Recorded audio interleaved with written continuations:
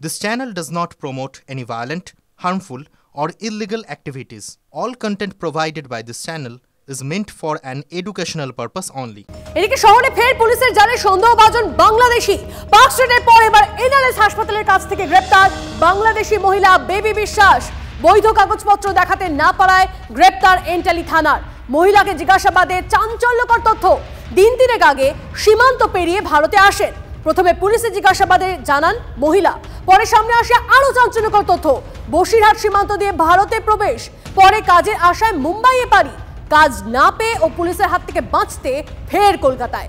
গতকাল বিকেলের পর শিয়ালদহ স্টেশন চত্বর ও এনআরএস হাসপাতালের সামনে ঘুরতে দেখে সন্দেহ পুলিশের। আউটপোস্টে নিয়ে গিয়ে জিজ্ঞাসাবাদ করতেই পুলিশ জানতে পারে বাংলাদেশ থেকে এসেছেন মহিলা। কি কারণে এসেছেন? মহিলা কি একাই এসেছেন এদেশে? ফরেনার্স অ্যাক্টে মামলা রুজু করে তদন্তে পুলিশ। এদিকে সুন্দরবনে কুয়াশার সুযোগে অনুপ্রবেশের বারবারন্ত, জলপথে কাঁটাতার না থাকার সুযোগে অবাধে অনুপ্রবেশ, মৎস্যজীবীদের ট্রলারে চেপে এ রাজ্যে ঘাঁটি অনুপ্রবেশকারীদের। সুন্দরবনের নদীপথ এবং ঘন জঙ্গলকে নিজেদের অনুকূলে ব্যবহার করে দীর্ঘদিন ধরেই কাজ চালিয়ে যাচ্ছেন চোরাচালানকারী এবং অনুপ্রবেশকারীরা। বর্তমান পরিস্থিতিতে সেই সম্ভাবনাও বেড়েছে কয়েক গুণ। নেপাল সীমান্তের কড়া প্রহরা এড়িয়ে ভারত বাংলাদেশ সীমান্তকেই পাক জঙ্গিরা ব্যবহার করতে চাইছে বলেই অনুমান গোয়েন্দাদের। সেক্ষেত্রে বাংলাদেশ লাগোয়া সুন্দরবনের জলপথ যে জঙ্গিরা ব্যবহার করছেন না, সেই সম্ভাবনা উড়িয়ে দেওয়া যাচ্ছে না।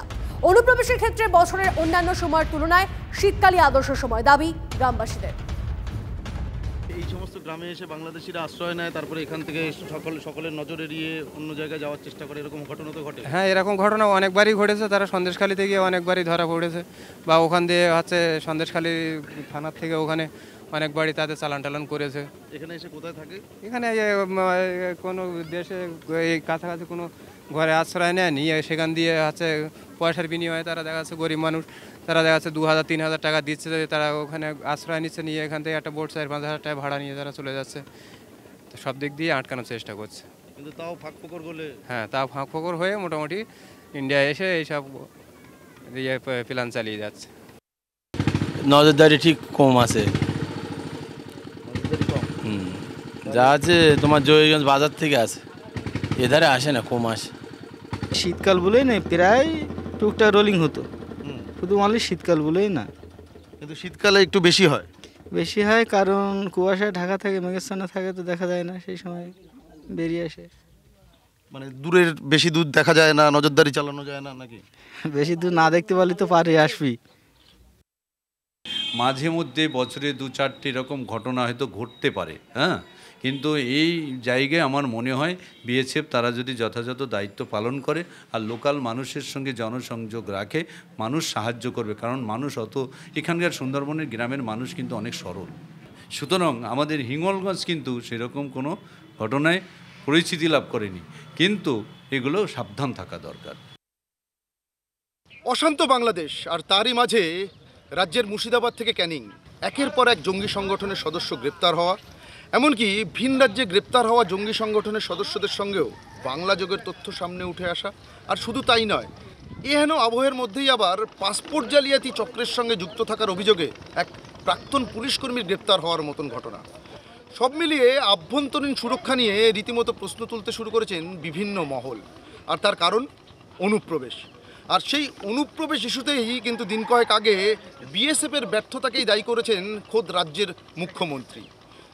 এমনকি বিরোধী দলনেতা শুভেন্দু অধিকারী তিনিও কিন্তু এই অনুপ্রবেশ ইস্যু নিয়েই দিন কয়েক আগে শাসক দলের মদতেই এই অনুপ্রবেশ হচ্ছে এমনটাই দাবি করেছেন। তার পাশাপাশি তিনি আরও যেটা দাবি করেছেন যে এই গোসবা বা সুন্দরবনের বিভিন্ন দিক থেকে জলপথে ক্যানিং, বারুইপুর, এমনকি কামালগাজী হয়ে ঢুকে পড়ছেন অনুপ্রবেশকারীরা।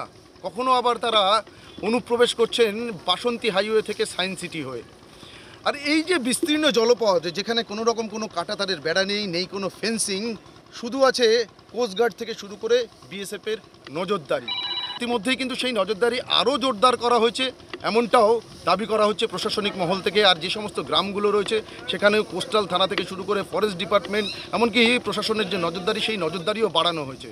কিন্তু আভ্যন্তরীণ সুরক্ষা নিয়ে এই অনুপ্রবেশ ইস্যুতে কিন্তু প্রশ্ন থেকেই যাচ্ছে।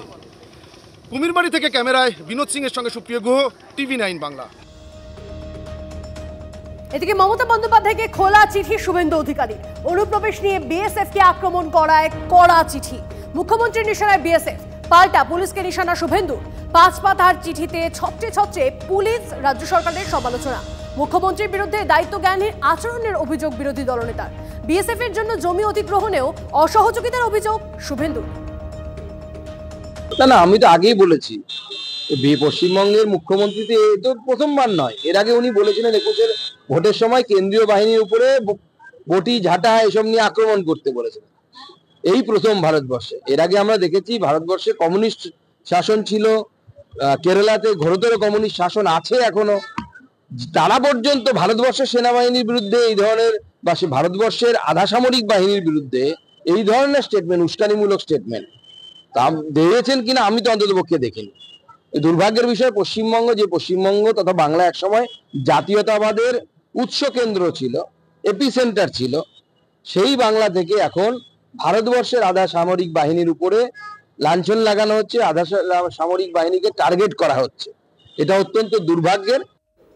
দেখুন, বিরোধী দলনেতা আসল বিষয়টা থেকে নজর ঘোরাচ্ছেন। তিনি খোলা চিঠি দিলেন না বন্ধ খামের চিঠি দিলেন, এটা আলোচ্য বিষয় না। বিষয়টা হচ্ছে যে বিএসএফের জওয়ানদের আমরা সবাই ভালোবাসি। বিএসএফের জওয়ানরা যথেষ্ট ভালো, নানা ধরনের তাদের স্যাক্রিফাইস আছে ইত্যাদি, কিন্তু কেন্দ্রীয় সরকারের নীতির জন্য বিএসএফ ফেল করছে। শুধু পশ্চিমবঙ্গের সীমানা নয়, ত্রিপুরার সীমানা, আসামের সীমানা। তাহলে এগুলোই কেন হচ্ছে? যে বাংলাদেশে ঢুকছে কি করে, বাংলাদেশের লোক ইয়েতে ঢুকছে কি করে, ত্রিপুরায় ঢুকছে কি করে, ত্রিপুরা থেকে পাওয়া যাচ্ছে রোহিঙ্গাদের। তার মানে বিষয়টা শুধু বাংলার সঙ্গে নয়, বিএসএফ তাদের নীতিটা ঠিকভাবে, তাদের কর্তব্যটা করছে না। এদিকে নগরায়নের চাপে বিপন্ন মহানন্দা অভয়ারণ্য। বিনিয়োগকারীদের দাবি মেনে এই জঙ্গল রক্ষায় পিছু হটছে শিলিগুড়ি পুর নিগম। আটকে থাকা নির্মাণে ছাড়পত্র দিতে নিয়ম শিথিলের পথে হাঁটছে পুর নিগম। গত সেপ্টেম্বরে মহানন্দা অভয়ারণ্য এলাকায় যত্রতত্র নির্মাণ রুখতে খসড়া প্রস্তাব দেয় কেন্দ্র। প্রস্তাবে জঙ্গলের বাইরে 1 থেকে 18.5 কিলোমিটার এলাকায় নির্মাণে বিধিনিষেধ। এর আগে জঙ্গলের বাইরে 5 কিলোমিটার এলাকায় নির্মাণে বিধিনিষেধের প্রস্তাবও দিয়েছিল রাজ্যের বন দপ্তর। প্রস্তাব মানলে আটকে যাবে 10,000 কোটির নির্মাণ। ডেভেলপারদের চাপে পড়ে এরপরই এ নিয়ে তড়িঘড়ি প্রশাসন ও বিভিন্ন পক্ষকে নিয়ে বৈঠকে বসেন মেয়র গৌতম দেব। বিভিন্ন গ্রাম পঞ্চায়েত প্রধানরাও সেখানে হাজির ছিলেন। বৈঠক শেষে শিলিগুড়ি মহকুমা পরিষদের কর্তারা স্পষ্ট করে দেন, 1 কিলোমিটার এলাকায় নির্মাণ করা যাবে না, বাকি এলাকায় অনুমতির ভিত্তিতে নির্মাণ হোক। চূড়ান্ত প্রস্তাব রাজ্যের কাছে পাঠানো হবে, মন্তব্য মেয়র গৌতম দেবের। যে নোটিফিকেশনটা হয়েছিল ইকো সেনসিটিভ জোনে, তার একটা revise notification ministry of environment এবং ফরেস্ট থেকে দেওয়া হয়েছিল। 2 মাসের পিরিয়ড ছিল, সেটার কোনো ক্লেম, অবজেকশন ইত্যাদি ইত্যাদি। তো এর মধ্যে 2টো সাজেশন জমা পড়ে।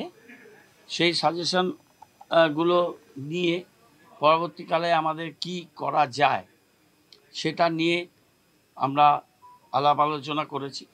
রিভাইজ ম্যাপটা ভালো করে দেখা হয়েছে, ডিস্ট্রিক্ট অ্যাডমিনিস্ট্রেশন থেকে তাদের সবার সাথে কথাবার্তা বলা হয়েছে। এখন তো আছে 5 কিলোমিটার, তো 5 কিলোমিটারটাকে একটু কমিয়ে সময় কী করা যায় সেরকম একটা প্রপোজাল, 1 কিলোমিটার নিয়ে যায় সেরকম একটা প্রপোজাল এখানে মোটামুটি আজকে সে আলোচনা অনেকটা এগিয়েছে আর কি। মাঝে 4 কিলোমিটারটা পারমিশন নিয়ে করতে হবে। যে টি ট্যুরিজম নিয়ে যারা কাজ করছে চা বাগানের তরফ থেকে মেইন অবজেকশনটা এখানে হয়েছে, তারা হচ্ছে যে টি ট্যুরিজমের সঙ্গে এই পলিসিরও তো কোনো জায়গায় কনফ্লিক্ট হতে পারে, কিন্তু মাননীয় মেয়র সাহেব এবং ডিএম সাহেবা ওনারা বুঝিয়ে দিলেন এর সঙ্গে কনফ্লিক্টের কোনো ব্যাপার নেই, বিকজ ট্যুরিজম অ্যাক্টিভিটিস এখানে হতে পারবে subject to the demarcation wall of the protected area 1 kilometre থেকে। তো আমরা অ্যাজ ট্যুরিজমের স্টেক হোল্ডার্স মনে করি যে পর্যটন যেভাবে গুরুত্বপূর্ণ জিনিস, সেইভাবেই এনভায়রনমেন্টও গুরুত্বপূর্ণ জিনিস। দুটোর ব্যালেন্সের মাধ্যমেই কিন্তু এই যে কোনো জায়গার ইকোনমিক ডেভেলপমেন্ট হবে, সেটাকে মাথায় রেখে আমরা এই ডিসিশনকে সাপোর্ট করেছি। 1 কিলোমিটার থাকছে রেস্ট্রিক্টেড, মানে সেখানে কোনো রকম নিউ কনস্ট্রাকশন, কোনো ট্যুরিজম অ্যাক্টিভিটি, কোনো রিসর্টস, কোনো মাইনিং কিছুই হবে না।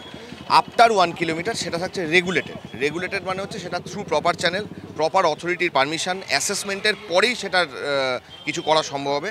এবং সেক্ষেত্রেও একটা প্রভিশন থাকছে, যদি কেউ একটা কোনো প্রপার চ্যানেল দিয়ে পারমিশন নিয়েও নিল, তাতে যদি কোনো রিসার্চ অর্গানাইজেশন বা কেউ কোনো অবজেকশন দেয়, সেক্ষেত্রে তারা সেটা নিয়েও ডিসকাশনস করতে যায়, মানে ডিসকাশনের জায়গাটা খুলে। ইকো ট্যুরিজমের নাম করে যদি সেটা কোনো রকমভাবে অ্যানিমেলের ডিস্টারবেন্স হয় বা ওয়াইল্ড লাইফের ডিস্টারবেন্স হয়, সেটা যাতে কোনোভাবে না হয় সেটা দেখা, এবং আমরাও সেটা ক্লোজলি মনিটর করব। এই মুহূর্তে আরো একটা ব্রেকিং নিউজ। তিলোত্তমা কাণ্ডে এখনই অব্যাহতি নয়, সন্দীপ অভিজিতের এখনো তদন্ত চলছে।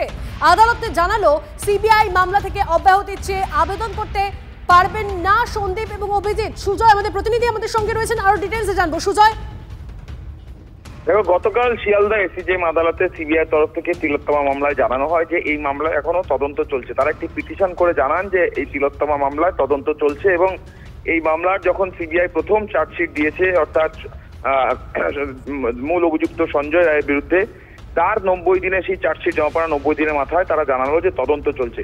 আইনজীবীদের ব্যাখ্যা, এই পরিস্থিতিতে 90 দিনের মাথায় বা এইরকম ভাবে সিবিআই তদন্ত চলছে বলার ফলে তথ্য জামিন প্রাপ্ত এই মামলার সন্দীপ ঘোষ এবং অভিজিৎ মণ্ডল, তারা এই মামলা থেকে যদি অব্যাহতি চাওয়ার আবেদন করার চেষ্টা করতেন বা মামলা থেকে অব্যাহতি চাইতেন, সেই রাস্তাটা কিছুটা বাধাপ্রাপ্ত হলো। অর্থাৎ তারা এবার, সিবিআই এই মামলায় তদন্ত চলছে বলার ফলে তারা এবার এই মামলা থেকে অব্যাহতি সহজে চাইতে পারবেন না, তেমনটাই মত আইনজীবীদের একাংশে। বেশ, ধন্যবাদ সুজয়। এই মুহূর্তে আরো একটা দুর্ঘটনা। গুজরাটে ভেঙে পড়ল উপকূলরক্ষী বাহিনীর হেলিকপ্টার। পোরবন্দরে উপকূলরক্ষী বাহিনীর কপ্টার ভেঙে মৃত্যু 3 জনের। এই মুহূর্তে সেই দুর্ঘটনার মুহূর্তের ছবি, TV9 বাংলায় যে ছবি আপনারা দেখছেন, দুর্ঘটনার মুহূর্তের ছবি। কিন্তু কিভাবে এই দুর্ঘটনা, কি কি ক্ষয়ক্ষতি, সমস্তটা জানবো। আমাদের প্রতিনিধি সিজার মন্ডল আমাদের সঙ্গে রয়েছেন। সিজার, এ তো ভয়ঙ্কর। একদম, কারণ আজকে একটি রুটিন ড্রিলের সময় এই হেলিকপ্টারটির AHL ধ্রুব, যেগুলো লাইট ওয়েট এই হেলিকপ্টার যেটা উপকূলরক্ষী বাহিনী ব্যবহার করে, সেটা ভেঙে পড়ে। কষ্ট হয়নি, যান্ত্রিক গোলযোগ না কোনোভাবে